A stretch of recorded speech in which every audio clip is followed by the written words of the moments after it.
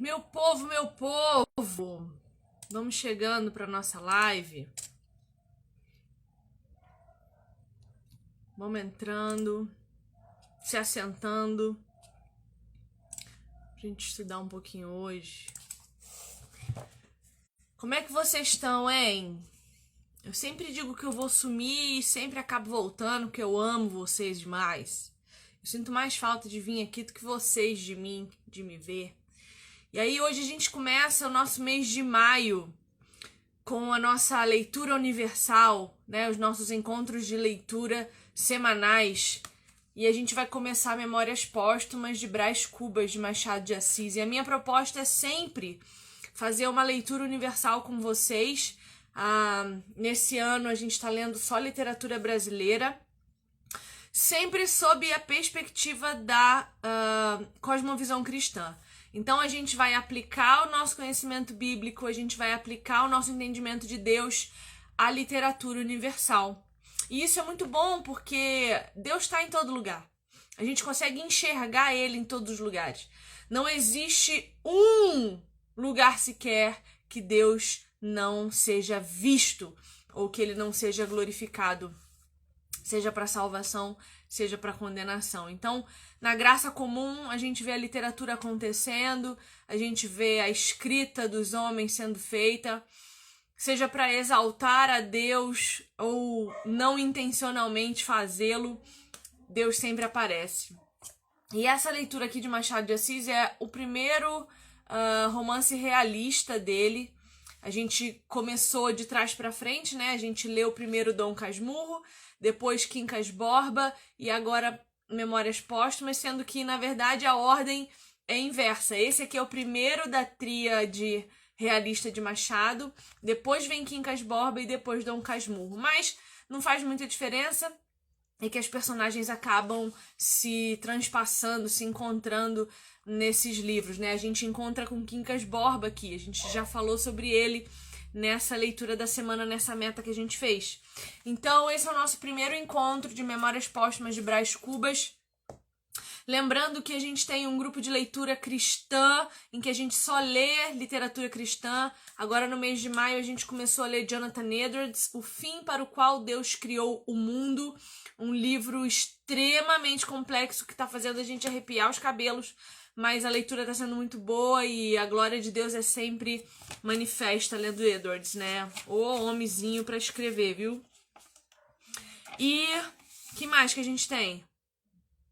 Leitura cristã, leitura universal, tem o grupo de oração também, que você pode participar, a gente ora, a gente está fazendo agora uma maratona de orações, são 32 dias de orações, todos os dias às 11, eu abro uma salinha ao vivo lá no canal do Telegram, todo mundo entra, interage, a gente ora junto.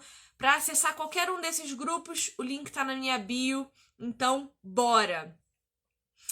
Bom, primeiro quero falar, né, que esse é o primeiro livro da tríade realista do Machado de Assis. É um livro da fase realista dele. A gente vai ver que ele é diferente dos outros dois que a gente leu dele, porque quem escreve esse livro aqui é um morto. Brás Cubas já está morto quando escreve esse livro aqui. E aí, eu não sei se vocês repararam, a epígrafe do livro, vocês chegaram a ler a epígrafe, fala assim, olha, a dedicatória. Ao verme que primeiro roeu as frias carnes do meu cadáver, dedico como saudosa lembrança estas memórias póstumas. Então é interessante que o morto dedica as suas memórias ao verme que primeiro comeu a sua carne depois que ele morreu. E a gente não fica com estranhamento porque a gente está lendo um morto, né? A literatura tem esse poder de fazer com que a gente se acostume rapidamente com o que ela está nos apresentando. E a gente está lendo a escrita de um morto. A gente precisa lembrar também que a época que esse livro foi escrita é uma época que não havia muitos registros das pessoas. Então pode ser que toda a sua vida ficasse reduzida apenas a um pequeno retrato, uma pequena pintura, e você fosse esquecido. Então, tinha-se o hábito nessa época de escrever diários. As pessoas escreviam diários dos seus dia a dias para que elas registrassem a sua existência. Essa era a forma com que as pessoas registravam a sua existência. E Brás Cubas vai fazer isso. Ele quer ser lembrado, ele quer ter suas memórias registradas e por isso ele escreve. E logo de cara, ele diz para nós do seu velório. No capítulo 1, ele vai falar do óbito do autor. E é interessante perceber que no velório dele só tinha 11 pessoas. A gente tem volta e meia na televisão a transmissão de velórios de pessoas muito famosas, muito importantes. O último que nós tivemos que foi transmitido nacionalmente, pelo que eu me lembro, foi o da Marília Mendonça. E são velórios lotados de pessoas que querem dar as últimas condolências ao que foi embora, né? Ao ente querido ali que partiu. E Brás Cubas diz para nós que no velório dele tinha 11 pessoas, apenas 11 pessoas. E uma delas era uma mulher com quem ele teve um caso na juventude, né? Ele também começa apresentando já para nós a ideia fixa, que a gente vai conhecer só um pouco mais para frente qual é. Ele diz que foi essa ideia fixa que o pregou, que o fez se perder. E o ser humano tem mania de ideias fixas, né?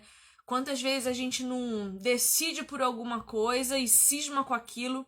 Eu tô assistindo um seriado agora que chama Shark Tank, que são 4, 5 investidores que recebem empresários, microempreendedores, empreendedores que querem buscar investimento para os seus negócios.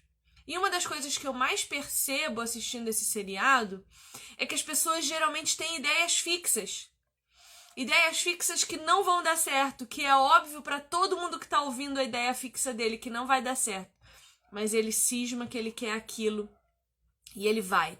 E como é um programa antigo, né? Eu tô assistindo desde a primeira temporada, que foi em 2015 ou 2016. Eu tô na temporada de 2017 agora. As empresas que aparecem lá, que eu acho mais interessante, eu vou pro Instagram procurar para saber se foram empresas que deram certo, que tem mídia, que cresceram. E todas as que eu pesquisei de pessoas com essas ideias fixas, que todo mundo viu que não ia dar certo, nenhuma delas foi para frente. Elas têm pouquíssimos seguidores nas redes sociais e estão ainda patinando, buscando mercado. E ele fala que ele teve essa ideia fixa como um emplastro, né? E aí no capítulo 3, ele apresenta para nós a genealogia dele. E, gente, só tem gente estranha na família dele. Ele vai falar de um tio que é legalista, né? Que é um cara que vai à igreja e que ele tá mais preocupado com a ausência de uma liturgia, de um procedimento litúrgico, do que com o coração, do que com um perdido, do que com alguém que precisa ser salvo. Ele vai falar de um tal de João, que também é tio, que é um cafajeste, mulherengo, que parece que é com quem ele vai aprender a maior parte das coisas. Enfim, ele apresenta para nós a sua genealogia de uma forma que a gente acha que ele está falando com orgulho, mas se você prestar atenção nas personagens, são péssimos péssimos exemplos, péssimo tudo. Bom, eu quero chegar num capítulo importante, que é o capítulo 6. Ele vai contar para nós de uma mulher chamada Virgília, que é aquela que estava no velório dele em prantos, com quem ele teve um caso. Então a gente vê que ele aprendeu mais com o tio João do que com outro tio que era da igreja lá. A gente tende sempre, né, a se espelhar naquelas pessoas que a gente acha que tiram mais vantagem da vida. Isso é natural. A gente quer pegar quem tá tirando mais vantagem e se espelhar. E aí ele começa o capítulo 7 falando de um delírio que ele tem. E ele vai narrar um delírio que ele sentiu. Agora preste atenção que todo esse delírio, que ele diz ser um delírio, tem relação com as Escrituras. Ele vai falar que ele se sentiu transformado na própria Suma Teológica de São Tomás. Ele vai falar que o Deus que aparece para ele chama-se natureza ou Pandora. Ele vai usar termos teológicos como secular, né? Ele vai dizer, na página 18, era impossível que os séculos, irritados com lhes devassarem a origem, me esmagassem entre as unhas, que deviam ser tão seculares como eles. Olha os termos teológicos que vão aparecendo. Ele vai dizer que essa natureza vai falar para ele que ela é mãe e inimiga dele. Olha como isso tem relação com essa natureza caída, com esse mundo caído, que é sim nosso inimigo.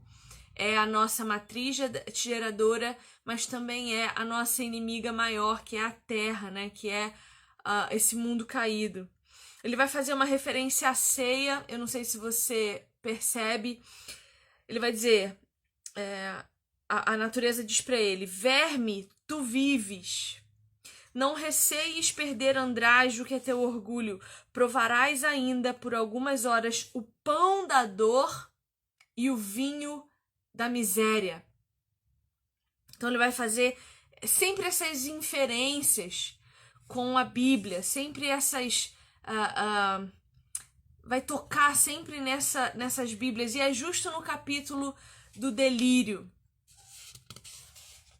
E aí ele vai fazer uma citação aqui, uma paráfrase, que para mim tem tudo a ver com a Escritura. Ele vai dizer assim, olha, os séculos desfilam num turbilhão. E não obstante, porque os olhos do delírio são outros, eu via tudo o que passava diante de mim. Então ele está dizendo, olha, os olhos da sobriedade não me deixam ver isso, mas os do delírio me permitem ver. Como se o estado de delírio fosse para nós o que Jesus vai dizer que é sermos chamados de loucos, que é enxergarmos a vida com os olhos espirituais. Então ele vai dizer, olha, porque os olhos do delírio são outros, eu via tudo o que passava diante de mim, flagelos e delícias, desde essa coisa que se chama glória até essa outra que se chama miséria, e via o amor multiplicando a miséria, e via a miséria agravando a debilidade. Aí vinha uma cobiça que devora, a cólera que inflama, a inveja que baba, e a enxada e a pena úmidas de suor, e a ambição, a fome, a vaidade, a melancolia, a riqueza, o amor. E todos agitavam o homem como um chocalho, até destruí-lo como um farrapo. A dor cedia alguma vez, mas cedia à indiferença, que era um sono sem sonhos, ou ao prazer, que era uma dor bastarda. Então ele está dizendo, olha, quando o meu delírio aconteceu, os meus olhos se abriram e eu enxerguei tudo o que há no mundo. Eu enxerguei flagelos e delícias, eu enxerguei glória e miséria, eu enxerguei o amor multiplicando a miséria, eu vi a miséria agravando a debilidade. Aí ele fala cobiça, cólera, inveja, suor do trabalho. Ele vai fazendo essas inferências que todas remetem às Escrituras. E aí, ele começa a contar a sua história. Ele começou pelo fim, né? Contando que ele já estava morto, falando do velório dele. E agora ele começa a contar a sua história. Do dia que ele nasceu, do batismo. E aí eu quero entrar nesse assunto do batismo como um sacramento.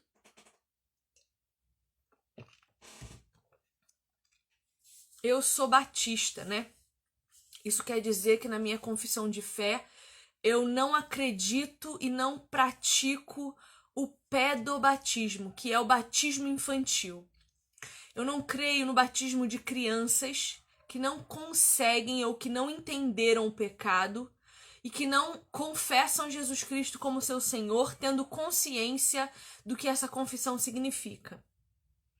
E ele vai mostrar para nós que isso é uma coisa que a gente precisa pensar. Porque ele fala que ele foi batizado. ele fala do batismo como um puro proceder. Então ele conta que ele foi batizado, ele fala do padrinho, da madrinha, ele conta todo esse procedimento religioso, apenas religioso, que ele fez. E no capítulo seguinte, ele diz dele mesmo que ele era o menino diabo. Aí veja, se ele foi batizado e o batismo para a Igreja Católica Romana, por exemplo, é uma garantia de salvação, e o que crê no pé do batismo crê que é um símbolo de uma aliança, como que ele se diz menino diabo e conta atrocidades que ele fez aos 6 anos de idade? Que ele quebrou a cabeça de uma escrava, ele aprontava todas. Aos 8, ele conta para nós de um sentimento de vingança que ele teve para com um rapaz que não deixou ele comer uma sobremesa, de tanto que falava, a sobremesa não saía e ele, por querer comer, foi expulso. Ele vai trazer um outro conceito aqui, que é o conceito de piedade. Ele chama as pessoas com muita facilidade de piedosas. Ele chama a mãe dele de piedosa, ele chama o cônego lá, que é só um religioso, de piedoso. E aí eu pergunto pra você, o que você entende por ser uma pessoa piedosa? E aí, se você busca o significado no dicionário da palavra piedade, você vai encontrar que é compaixão pela dor alheia, misericórdia. E o que é misericórdia? É você não dar ao outro aquilo que ele merece. Quando a gente pede a Deus, Senhor, tem misericórdia de nós, a gente está pedindo a Ele, não nos dê aquilo que a gente merece, que é a condenação do inferno. Nos dê aquilo que nós não merecemos, que é a tua graça, que é a tua benevolência, que é as tuas bênçãos. Então eu vejo uma banalização da palavra. E a família dele é uma família típica, que tem lá um promíscuo, que tem lá um legalista, né?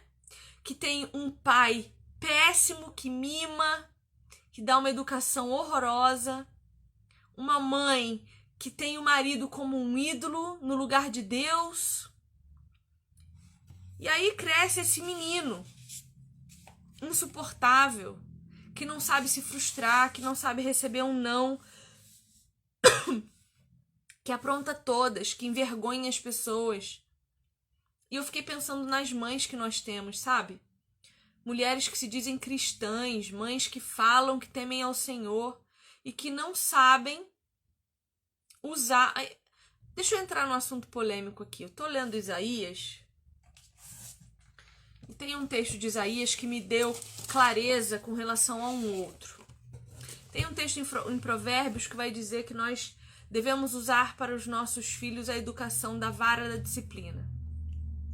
E essa palavra vara, ela pode significar algumas coisas.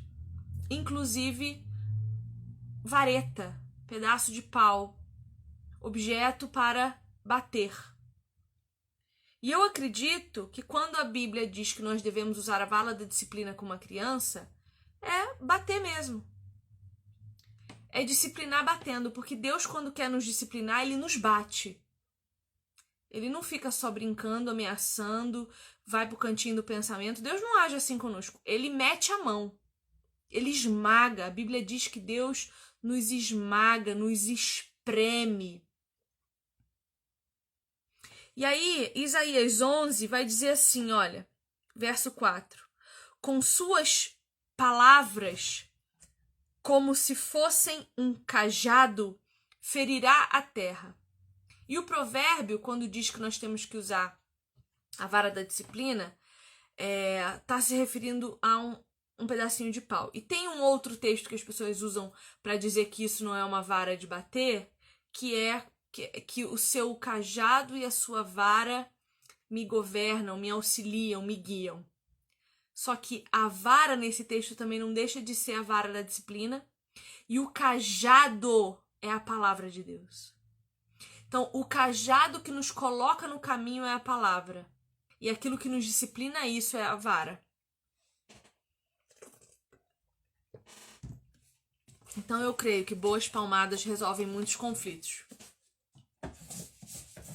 melhor que seja você do que um estranho no futuro.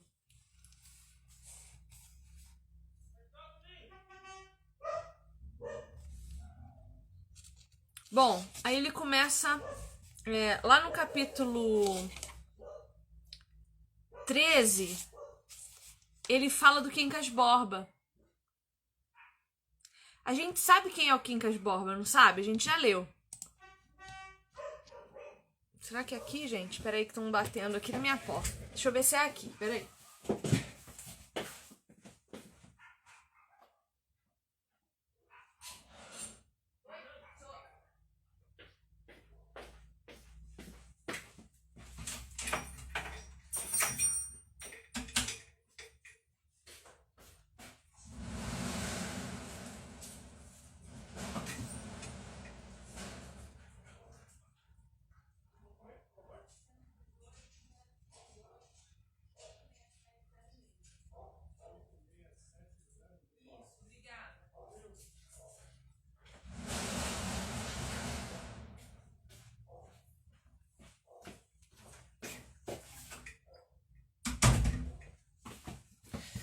Se não fosse aqui, não era nós, né, gente?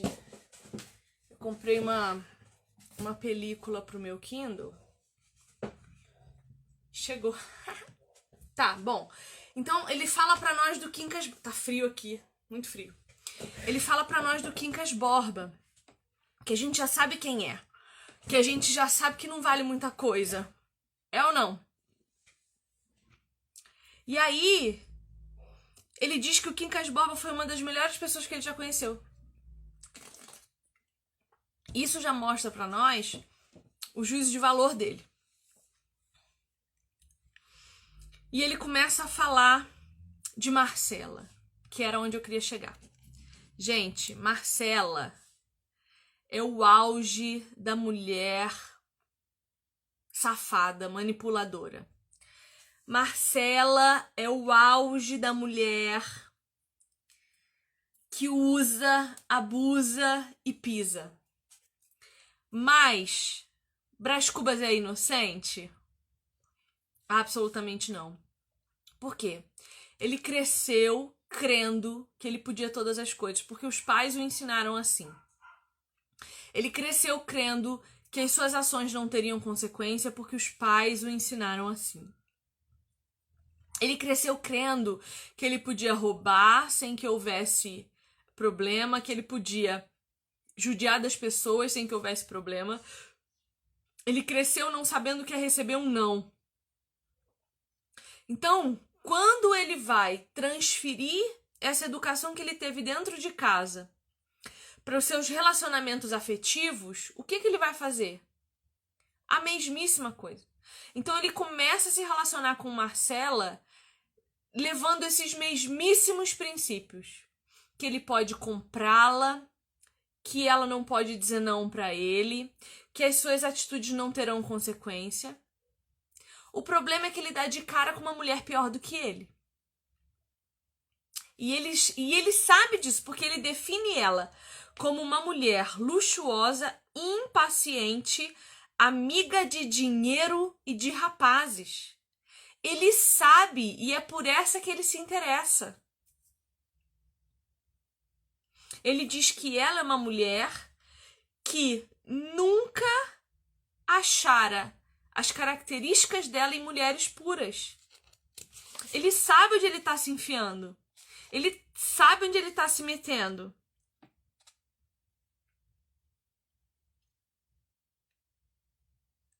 E ela começa a extorquir ele. E quanto mais ela extorque esse homem, mais ele a compra. Ele está comprando ela. E veja, essa não é uma realidade distante de nós e das mulheres de hoje. Só que hoje em dia as mulheres são mais baratas ainda. Elas se vendem a R$0. Porque se eu quiser ver uma gostosona, eu vou pra internet, talvez eu vá pro teu Instagram. E eu vou encontrar o que eu preciso para satisfazer as minhas lascívias.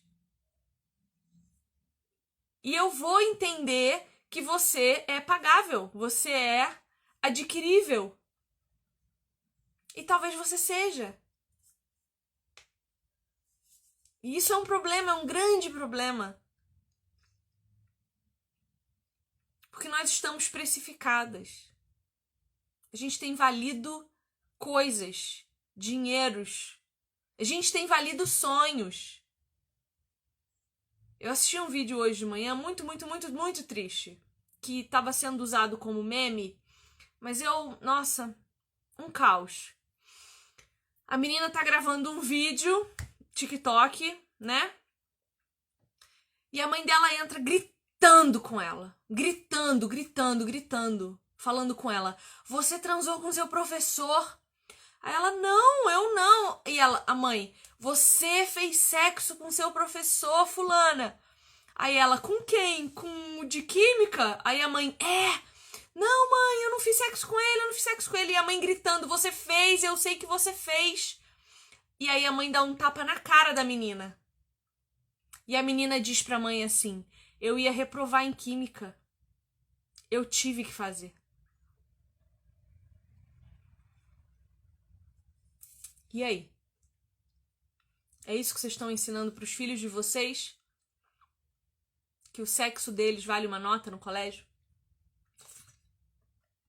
Que o sexo deles vale uma noitada? Que o sexo dele vale o quê? O que é que vocês estão ensinando para os seus filhos, para os jovens da sua igreja, para os seus sobrinhos, para os seus primos? O que vocês estão ensinando? Que o sexo deles vale o quê? Porque para Deus, o sexo vale a comunhão com Ele. Para Deus, o sexo vale a ausência da santidade dele, a ausência da presença dele. Para Deus, o sexo é muito caro porque vale o preço de um filho morto, um filho santo morto numa cruz.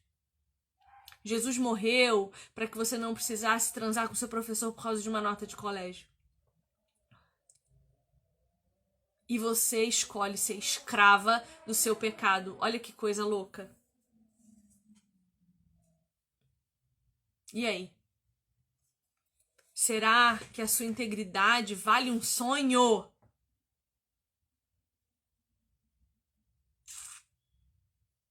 A minha integridade não vale um sonho. E a sua? Ele vai dizer, Marcela amou-me durante 15 meses e 11 contos de réis. Nada menos. Ele vai dizer, ela me amou por 11 meses, por 15 meses e 11 mil reais. No caso aqui, uns 100 mil, né? Porque o tanto de joia, ouro, tudo que ele deu a ela. Tão cego. Ele sabia que toda a casa dela estava mobiliada em função da sua prostituição velada. E olha só o que acontece quando um homem criado para ser um vassalo, quando um homem criado para ser um menino mimado, se depara com uma mulher vagabunda que espizinha ele. Olha o que ele diz que ele faz, na página 38. Tive ímpetos de a estrangular, de a humilhar ao menos, subjugando-a a meus pés.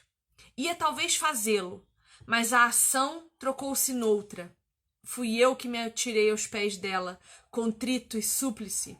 Beijei-los, recordei aqueles meses da nossa felicidade solitária, repeti-lhe os nomes queridos de outro tempo, sentado no chão com a cabeça entre os joelhos dela, apertando-lhe muito as mãos. Ofegante, desvairado, pedi-lhe com lágrimas que me não desamparasse. Marcelo esteve alguns instantes a olhar para mim, calados ambos, até que brandamente me desviou e com o ar enfastiado, não me aborreça, ela disse. E aqui eu quero tocar num ponto crucial, que é o da violência doméstica.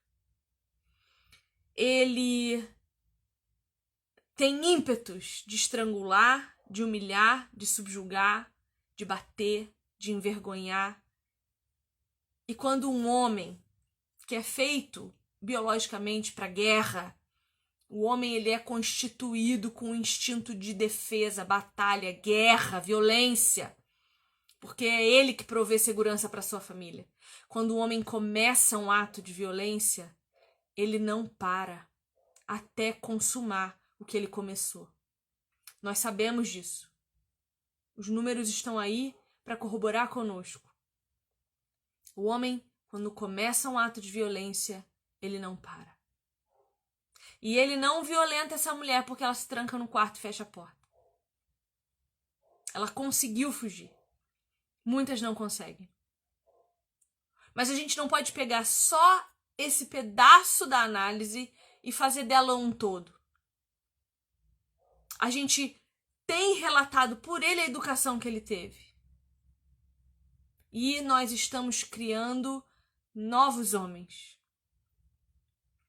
A gente gosta de gritar que o homem é o problema da sociedade, mas quando a gente gera um menino, a gente não cria ele para ser um homem melhor do que aquele que a gente reclama. Nós estamos gerando homens que se preocupam muito mais com uma masculinidade heteronormativa, se é que eu posso usar todos esses termos, do que com uma masculinidade bíblica servil, viril.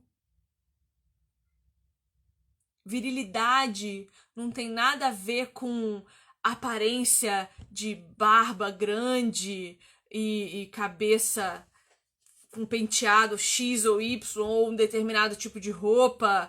Isso não tem nada a ver com virilidade. Virilidade um homem tem quando sabe quem é e sabe o que quer, dentro das perspectivas que Deus deu a ele de relacionamento. Nós estamos criando os nossos filhos com temor ao Senhor, porque o Brás Cubas vai dizer que a mãe dele ensinava ele a orar e a decorar orações. Mas aquilo não fazia sentido para ele. Por quê? Será que ele via o que a mãe dele ensinava para ele, ela mesma praticando? Será que vocês que me acompanham aqui nas redes sociais me acompanham só por causa do que eu falo ou porque conseguem ver o meu discurso se adequando ao meu proceder?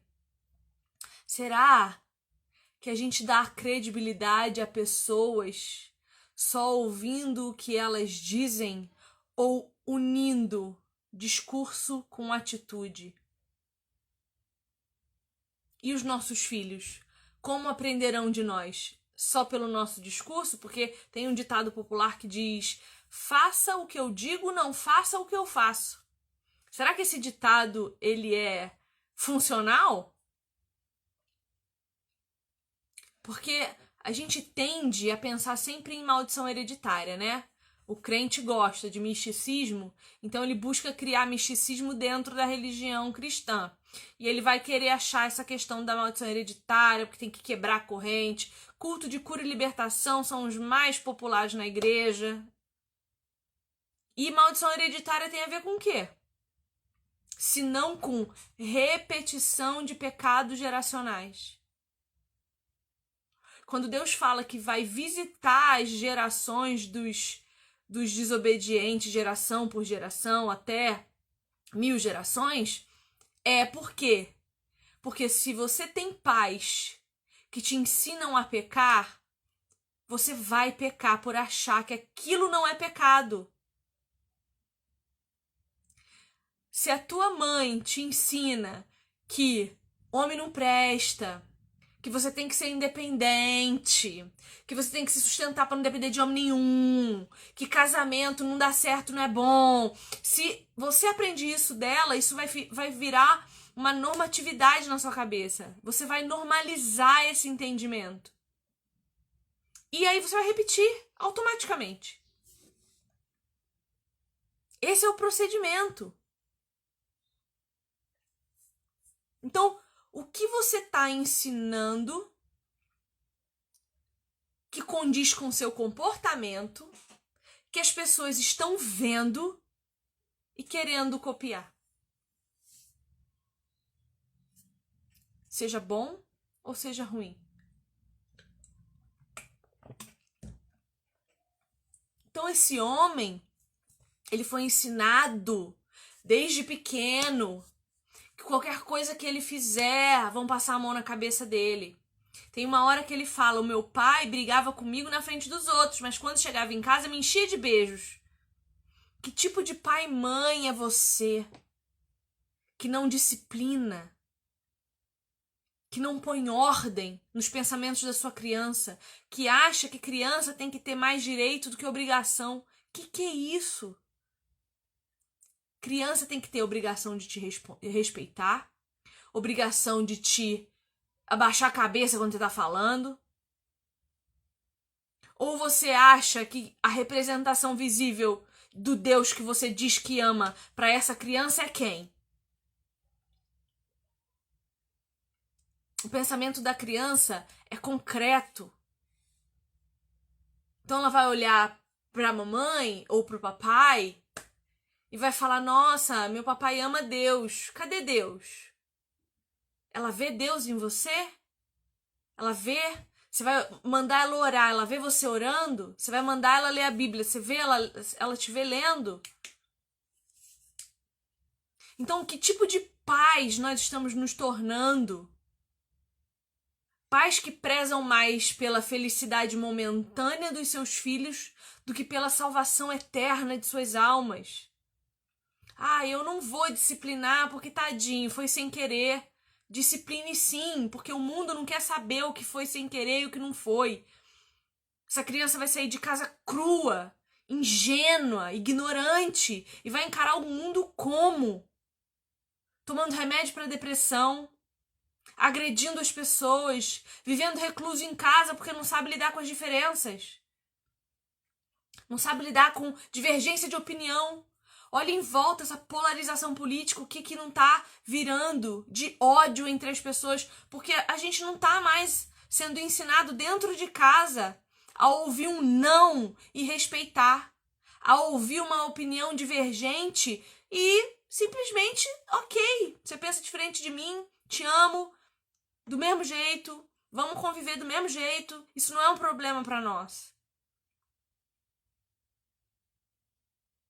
Então, a coisa que eu mais pensei lendo isso aqui foi justamente essa ideia de uma educação péssima que gera homens péssimos que encontram mulheres terríveis e aí nós vemos o que temos visto. Violência doméstica em cima de violência doméstica, tanto do homem para com a mulher quanto da mulher para com o homem. Eu não tô acompanhando, mas eu tô vendo uns bochichos do caso do Johnny Depp. Que parece que ele apanhava mesmo daquela meninota. E aí? Quem tem coragem de pôr a mão no fogo por uma mulher hoje em dia? No momento em que a mulher perdeu a imagem detentora da pureza e da santidade, perdeu-se tudo. Perdeu-se tudo.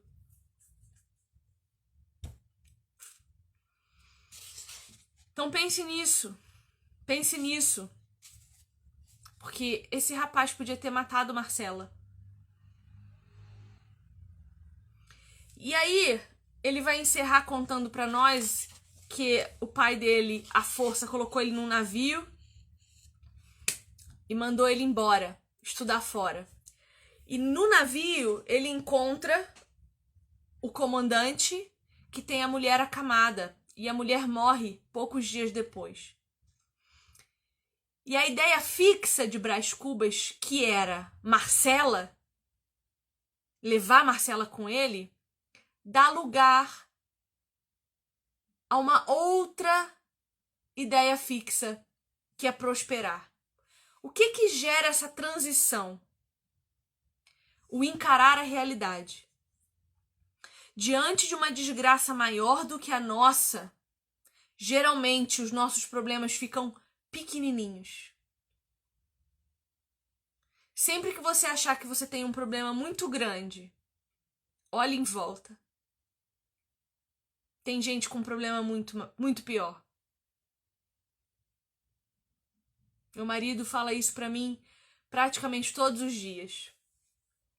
Meu marido diz assim, quando eu penso que meu emprego é ruim, eu olho em volta e vejo que tem emprego muito pior. Quando eu acho que a minha casa é ruim, eu olho em volta e vejo que tem gente que não tem a casa que eu tenho. Quando eu penso que minha mulher é ruim, eu olho pra mulher dos outros e eu vejo que a minha é maravilhosa. Volta e meia, meu marido chega em casa falando isso. Que os amigos estavam falando não sei o que das mulheres, que são tudo um bando de chata, que fica controlando. E quando ele olha isso, ele pensa em mim e ele vê o quão bom é o nosso relacionamento. Porque eu, gente, isso é uma coisa que eu não faço, é querer saber dele, onde ele tá, fazendo o quê, com quem. Ou eu confio, ou eu não confio. E eu prefiro confiar porque eu tenho paz e ele também.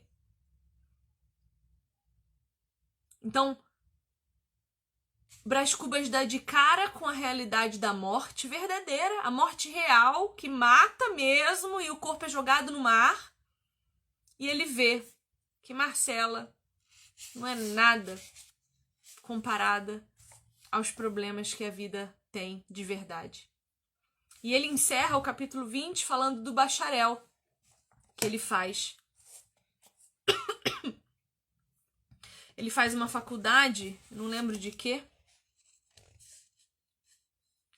Não lembro de quê, mas ele faz uma faculdade e ele debocha disso o tempo todo. Ele fala, eu não aprendi nada, eu não estudei nada, mal e porcamente eu ia às aulas e eu consegui o diploma. E essa não é a nossa realidade hoje nas universidades públicas do nosso país? Uma universidade que preza muito mais por trabalhos acadêmicos ideológicos, partidários, que sempre estão voltados para as minorias e para os problemas fragmentados da sociedade e que pouco valorizam os grandes projetos acadêmicos. E não só isso, mas que massacram aqueles que querem pesquisar uma coisa que vai contra os princípios públicos deles, né? Meu mestrado é mais ou menos isso. Tô tentando terminar e tá bem difícil, porque eu não pesquiso minorias. Eu não pesquiso nada que eles acham relevante. Eu não faço literatura feminista. Eu não faço literatura que passe a mão na cabeça das mulheres e diga que elas são a nata da sociedade. Então tem sido difícil, mas a gente vai conseguir, né? Bom, essa foi a nossa meta da semana. Eu espero que eu tenha trazido luz a algumas coisas. Eu espero que pensar sobre essa obra, sob a perspectiva que eu trouxe, tenha te ajudado a entender que em todas as coisas dá para glorificar a Deus, inclusive criticando uma obra. Perceba, Machado de Assis está fazendo uma crítica severa aos burgueses da sua sociedade. Esse livro é uma crítica irônica e severa aos burguesinhos da sociedade, que a gente pode olhar hoje na contemporaneidade e encontrar todos esses burguesinhos que ele critica aqui, né? Homens que acham que podem ser donos de mulheres, mulheres manipuladoras e nojentas que usam os homens, né? Universidades corrompidas por suas ideologias, e tá tudo aqui. Um livro do século XIX. Tá tudo aqui. Então eu espero que essa perspectiva que eu trouxe tenha te ajudado de alguma forma. A gente se vê de novo na semana que vem.